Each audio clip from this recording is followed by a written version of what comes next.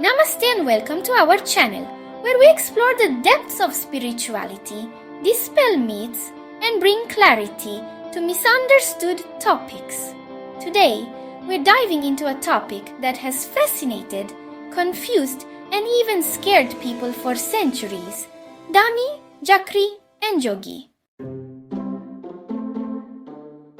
In the ancient lands of Nepal, where mountains kiss the sky and rivers flow with divine energy, the traditions of Dhami and Jhakri were born. These mystical practices trace their roots to the Bon religion, Kirat culture, and later influences of Hinduism and Buddhism. Communities such as the Kirat, Magar, Tamang, Rai, and Gurung preserved these traditions through oral teachings, rituals, and sacred ceremonies.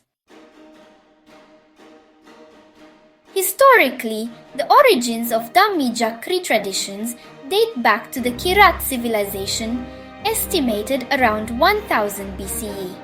The fusion of nature worship, animism, and tantric wisdom shaped the spiritual path of these shamans, making them intermediaries between the physical and spirit worlds.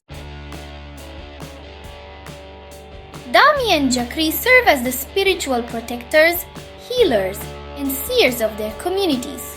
Their roles include healing using spiritual energy, mantras, and medicinal herbs to cure illnesses, divination, communicating with deities and spirits to provide guidance, exorcism, removing negative energies and malevolent spirits, cultural preservation, passing down ancient wisdom, chants, and ritualistic dances, and mediation, resolving conflicts using divine insights.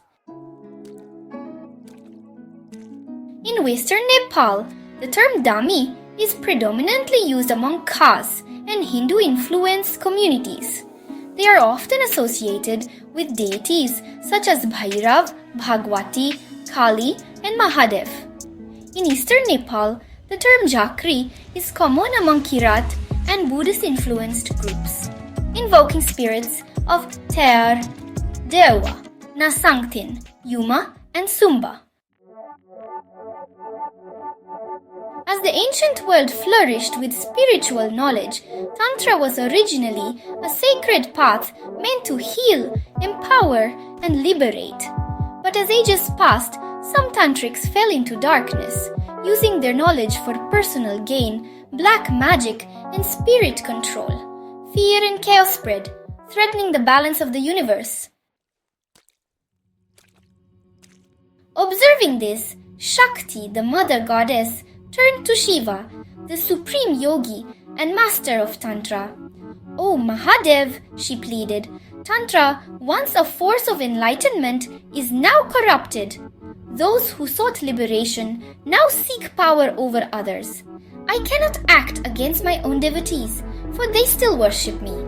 But you, my lord, must create a force to restore balance." Shiva, in deep meditation, saw the plight of the innocent.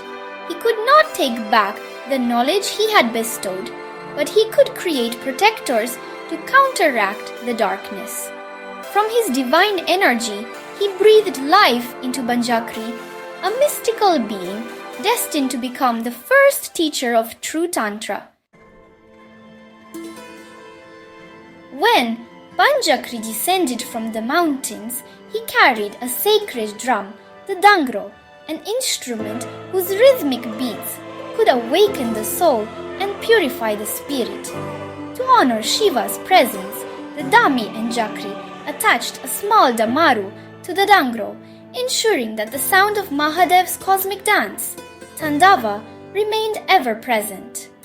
This drum, crafted traditionally from deerskin, emitted powerful vibrations that resonated directly with the Muladhara chakra or root chakra and the Swadhisthana chakra, grounding and protecting those who listened. They have a power to instantly awaken Kundalini energy. That is why they are more powerful than any tantric and can control all the power of Tantric within 15 minutes. The beats of the Dhangro were not mere music, but a sacred force that grounded energy through low-frequency vibrations, stabilizing the root chakra, induced trance states, allowing Dhami-Jhakri to channel divine forces, awakened Kundalini energy, sometimes causing spectators to shake involuntarily, overwhelmed by the spiritual force. Shiva knew that not all dark energies could be battled through rituals alone. Some forces could only be countered through sound and vibration.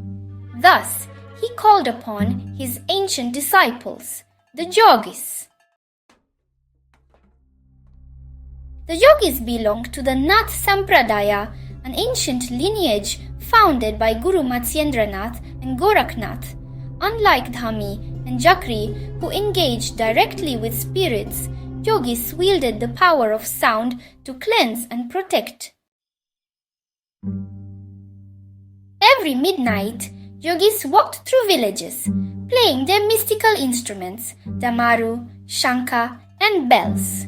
These instruments created sound waves so powerful that all spirits, ghosts, and negative energies would flee instantly.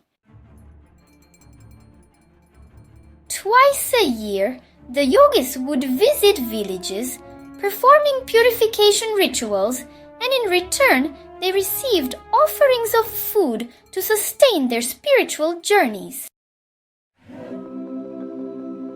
As time passed, the traditions of Dhami-Jhakri and Jogi continued, preserving the harmony between light and darkness. While some tantrics still pursued forbidden paths, they could never overpower those blessed by Shiva. To this day, deep in the hidden forests and mountain valleys of Nepal, the legacy of Dhami-Jhakri and Jogi remains alive. They are not mere healers or seers, but the guardians of the sacred power that Shiva entrusted to humanity. Their chants, their drum beats, and their devotion ensure that the world remains in balance, forever guided by the divine presence of Mahadev. Please like, subscribe, and share it with those who are on their spiritual journey. Drop a comment below if you have any questions or share your experiences.